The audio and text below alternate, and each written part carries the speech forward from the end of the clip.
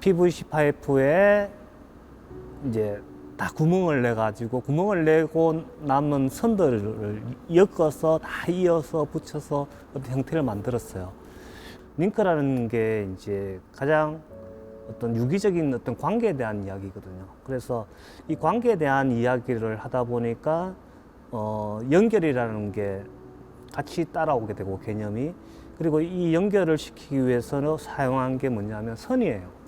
어떤 유기적인 선들을 연결을 시키면서 어떤 링크라는 개념을 만들어 보고 싶었고, 이 링크라는 개념은 너무 범위가 굉장히 넓었어요. 그때는 PVC 파이프를 이용한 선적 작업부터 해서 어떤 기계 톱니바퀴를 이용한 작업들을 이용해 가지고 작업을 했고요. 거기에서 이제 관람자 참여형 작업들을 또 시도하게 되었고, 이제 이 인체를 이용한 선 작업을 하다 보니까 갑자기 나무에 필이 꼽혀버린 거예요. 이제 나무의 매력에 푹 빠지게 되면서, 그러다가 나무에 관심을 갖게 되고, 그럼 나무를 계속 바라볼 수밖에 없죠. 저는 살아있는 나무들을 계속 바라보면서 이제 그 속에서 저 나무 가지 속에서 내가 찾던 선들이 보이기 시작한 거예요. 그냥 그래서 그것을 우연하게 깨닫게 되면서 저 선들을 이용하자, 저 선들을 이용한 작업을 해보자 하고 시작한 게 지금의 나무정령 형태인데,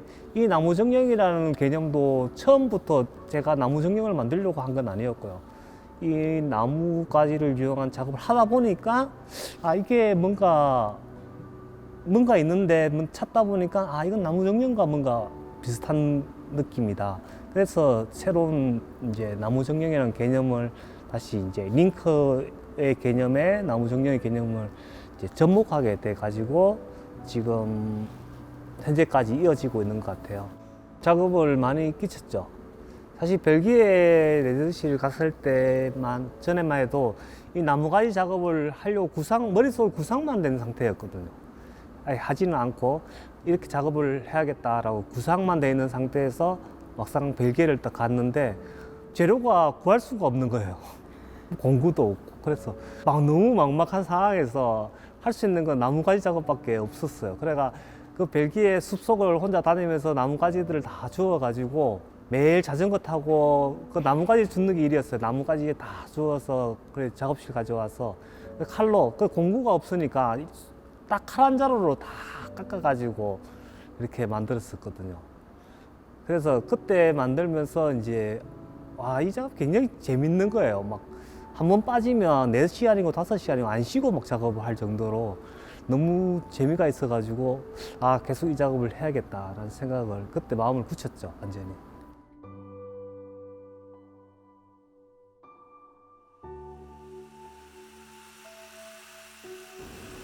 나무는 저한테 굉장히 중요한 재료고요.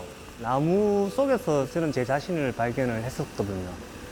나무를 바라보고 있으면 마음이 굉장히 편해지고 나무와 내가 동일시되는 느낌을 많이 받았어요. 그래서 나무 속에서 나의 자신도 발견하게 되고 내가 살아오는 모든 것들을 나무 속에서 많이 발견했어요. 저는 하나의 주제를 이용했지만 재료는 계속 바뀌었어요. 내가 인위적으로 만드는 선들은 내 생각과 내 관념과 고정관념이 다 들어간, 내가 100% 만들어내는 선들이지만, 나무가 갖고 있는 선들은 또 제가 만든 선은 아니에요.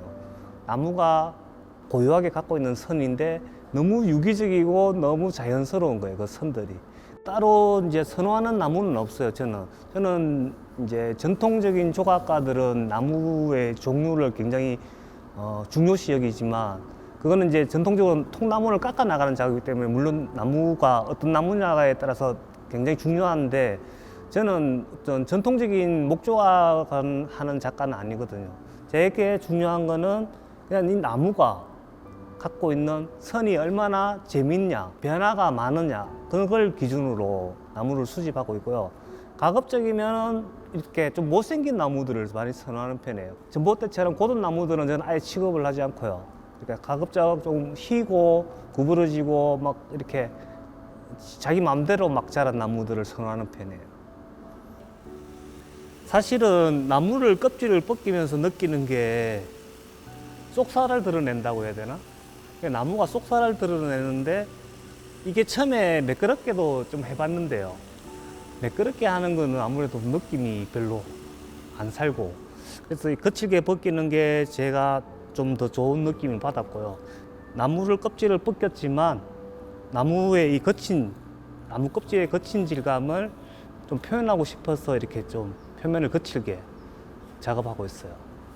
일단 제일 힘든 과정은 이게 이 작업이에요. 나무 껍질 벗기는 작업. 이게 이제 재미는 없어요.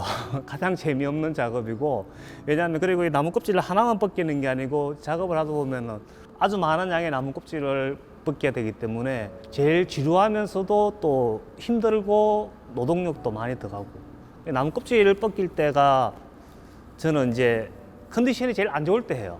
그런 날이 있어요. 작업하다 보면은 뭔가 안 되는 날들이 있어요. 그때 나무 껍질을 벗겨버려요.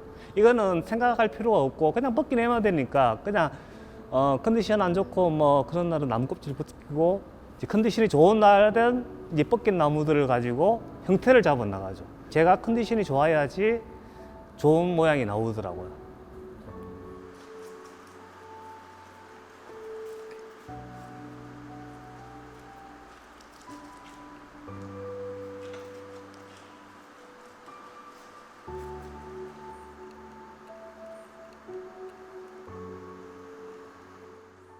제 작업 자체가 그래요. 이 작업은 계획을 할 수가 없어요.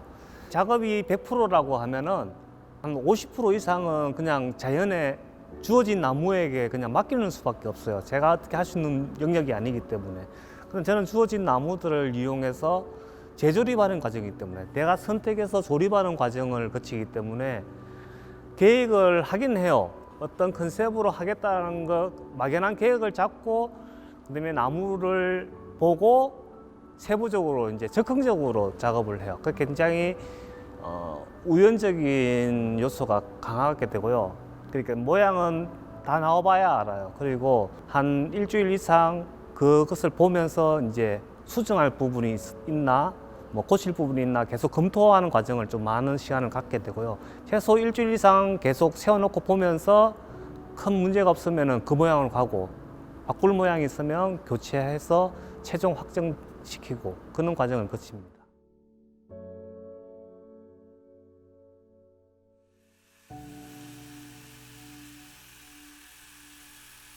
그 대부분 거의 모양 잡는 거는 하루 반나절이면 다 잡아요. 저는 여기 있는 모든 작업들이 다 그렇게 했어요.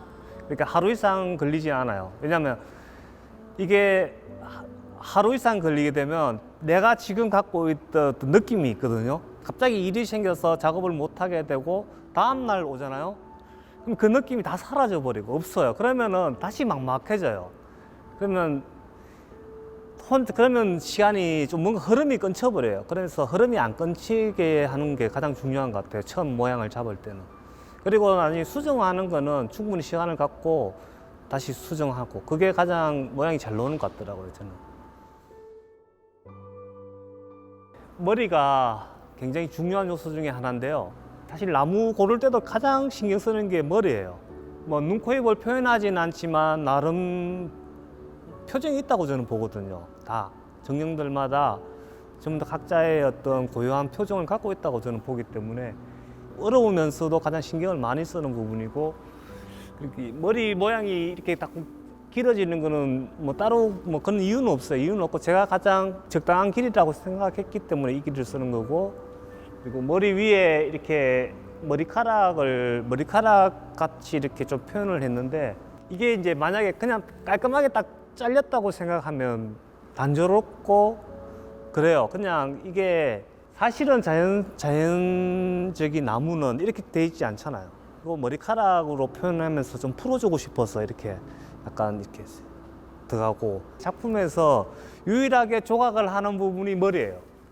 다른 부분은 제가 절대 조각을 하지 않아요. 이게 뭐 인위적으로 이거 깎아서 모양을 만들고 이렇게 하지 않는데, 유일하게 제가 조각을 하는 부분, 인위적으로 모양을 만드는 부분이 이 머리카락이에요.